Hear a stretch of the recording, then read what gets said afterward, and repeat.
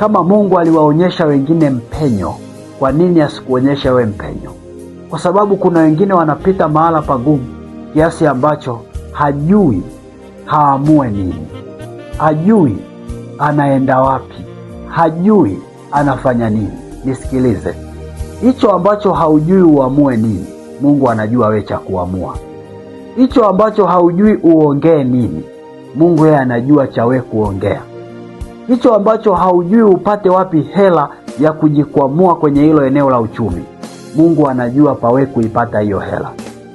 Rudi kwake. Umekaa mbali na yeye, ndio maana unateseka. Hebu rudi kwake kwa maombi. Rudi kwake kwa sala.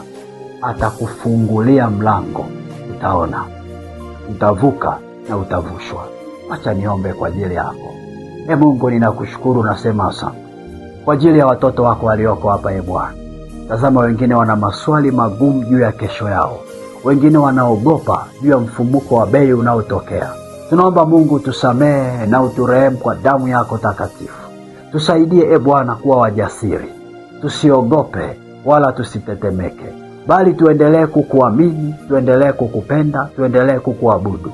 Katika kukupenda kwetu, kukuabudu kwetu na kukuamini kwetu, wewe utafanya njia pasipokuwa na njia. Utafanya mwanga palipokuwa na giza. Ndio maana Bwana tunakuita, hata uachilie hekima kwa viongozi wa mataifa mbalimbali. Bwana, achilia rehema na huruma yako dhidi ya vita vinavyoendelea.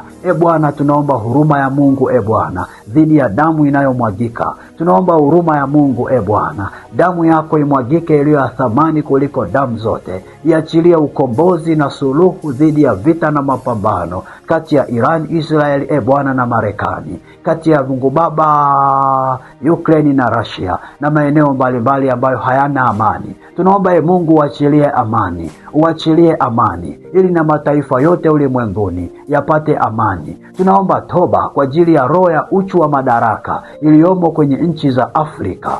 Bwana, tunaomba urehemu na damu yako ipite, iachilie amani na upendo katikati ya mataifa yote, ili kila eneo watoto wako wapate kuona nuru, katika jina la Yesu Kristo, katika jina la Yesu Kristo. Na kila mwenye pumzi aseme amen.